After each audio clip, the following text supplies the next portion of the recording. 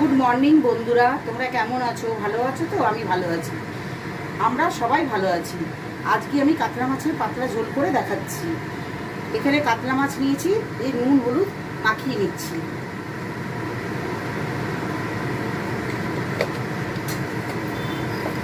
এক চামচ হলুদ, এক চামচ নুন দিয়ে ভালো করে মাছটা মাখিয়ে নিচ্ছি।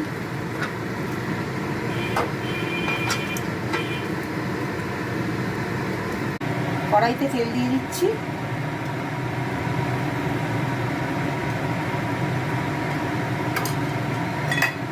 পাঁচে তেল দিয়ে দিলাম। এবার তেলটা গরম হলে মাছটা ভাজবো। হয়ে গেছে, এবার মাছগুলোকে ছেড়ে দিচ্ছি।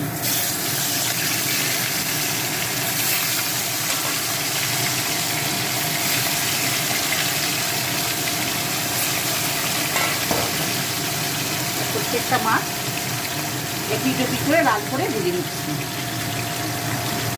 একইভাবে এই আলুগুলো ভেজে নেব। এবার এই আলুগুলো ভেজে নেব।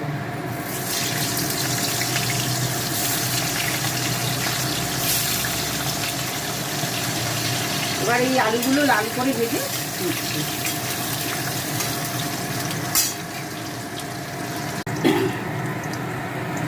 দেখো আলুগুলো লাল করে ভাজা হয়ে গেছে, এবার তুলে নিচ্ছি।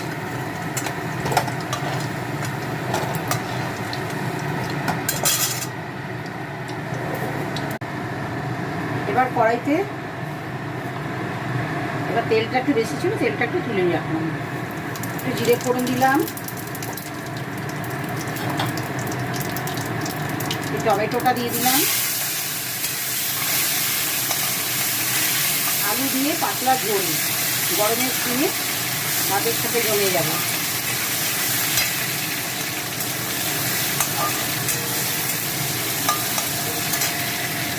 টমেটোটা হয়ে গেলে এবার এখানে বাটা আছে আদা আর কাঁচা লঙ্কা। আদা কাঁচা লঙ্কা বাটা আছে।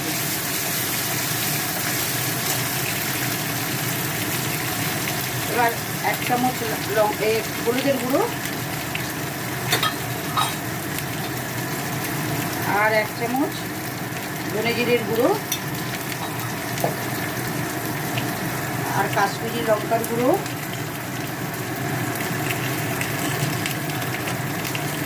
আর এখানে একটু ঝাল লঙ্কার গুঁড়ো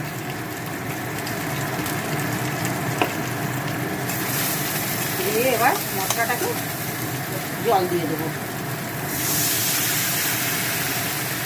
এবার এটা ভালো করে মশলাটাকে কষাবো। তার সাথে এই আলুগুলো দিয়ে দিচ্ছি। একবারে আলু আর মশলা কষিয়ে নেব। আলু আর মশলা একবারে কষিয়ে নিচ্ছি। ভালো করে মশলাটা কষিয়ে নিই। এবার মাছগুলো দিয়ে দিচ্ছি।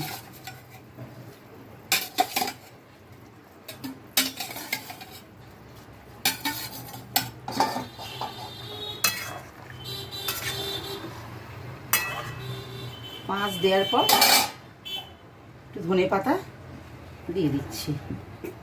নামানোর আগে ধনে পাতা দিয়ে দিলাম।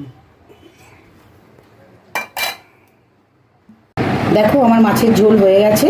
কাতলা মাছের আলু দিয়ে পাতলা ঝোল রেডি।